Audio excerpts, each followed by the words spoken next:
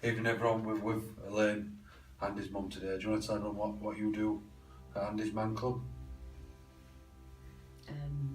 As much as I can. I deal with some emailing, ordering goodies and stickers, car stickers and stuff at events that we have. It's pretty much become sort of full time, hasn't it? Yeah. Without being full time, it's not, it's not employment, is it? It's in volunteering, but we're all sort of full time with this, aren't we? Yeah. Would you say it's helped you at all? Oh, definitely. Yeah, it has. And I think what I didn't think would sort of help that has done is you sort of take comfort, giving comfort to other people, helping others has helped me. Well, I won't say come to terms with it because you'll never come to terms with it, but yeah, it gives you something to concentrate on. What would be a standout moment for, or a couple of standout moments? Because obviously we're coming to a year from Andy on Wednesday, which we'll talk about, I guess, in a minute. But what would be a standout moment from Andy's Man Club or event? I still think the first Lad Bible showing that we had, it was just unbelievable how many families were there. The actual groups that the lads go to is the main reason for Andy's Man Club, but what you don't realise is there's always a stigma attached to people dying by suicide, and it's something that the families sort of feel that they can talk about either to other people, and just been, I think for them, because a few people says to me on the night, just being able to talk about it, to openly say, yes, my son or my dad died through suicide, it was like a relief outlet for them as well. And it's just amazing how many families are going through and what we've been through.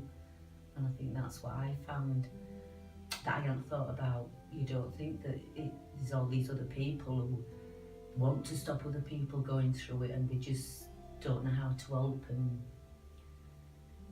But like you say, it was sometimes the first time they've admitted it or talked about it to other people other than obviously their close family. And you don't realise the need just for that there is. Massive, isn't it? Yeah, massive. Obviously Halifax alone has had over 200 men now who's a group, and I don't know, it's not, there's never a positive, but I guess if there were anything to take out of what's happened, the fact that Andy has saved a lot of lives in his name. Yeah. I don't know how that feels for you as a mom, I know whatever place Andy did for any of us, but it's just that the other guys, I don't have to feel like they've got to go through that. It's quite significant, I guess, isn't it? It is. And can I just say, anyone out there who's thinking they can't talk because they don't want to burden anyone close to them, the burden they will carry forever, if what happened to you is far greater than any burden they'll have temporary sorting a problem out that you've got. There's almost nothing that can't be sorted. So we'll talk a little bit about Andy. A lot of the time now it ends up being a bit more about, and this what happens when someone dies, about suicide. You talk a lot about the circumstances around death, but what about it's coming up 2 years since Andy died. I thought it'd be nice for you to tell everyone maybe just a little bit about his character and maybe what he was like. And He was a little shit. yeah. Always, as soon as he could sort of walk and talk, he was just getting into mischief. As soon as he could climb out of his cot, he sort of ran away from home. He just walked, he were, 18 months? And he just climbed out of the cot, went out of the house and found him other side of the street, and it's just gone on from there.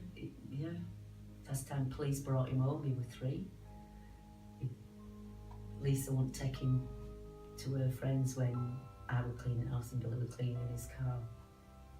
And as soon as he got round the corner, she says, "You're not coming." So he just, because we used to have playgroup down at Rutherford Foot, so he knew sort of way down, but he was 3 and he crossed Main Burnley Road and went on canal, and luckily this guy found him and took him into Brandywine Board, and she rung police up and they brought him home, and he'd used an alias. He said his name was Lee instead of Andrew, and it's just story after story after story after story. He was just always, he was Andrew. I know, you know, he had struggled probably in terms of his behaviour, or what, you know, when it from nice and being redeemed and went to prison a little bit, but it changed his life around. And I know since I met Lisa 7 years ago, I'd never really imagined that you know, kind-hearted, quiet guy would have been in trouble.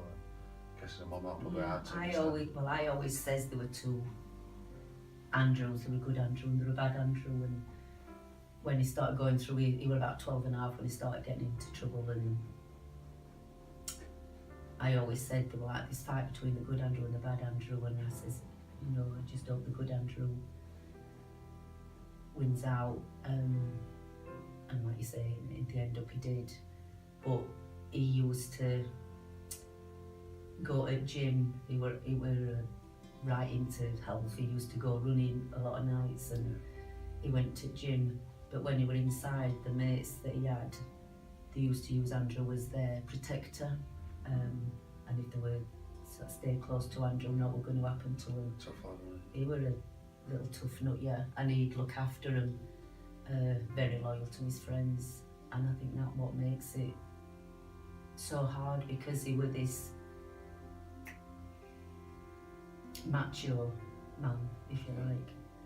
But as we've now all sort of found out, it's keeping everything inside and putting on this mask, in it, that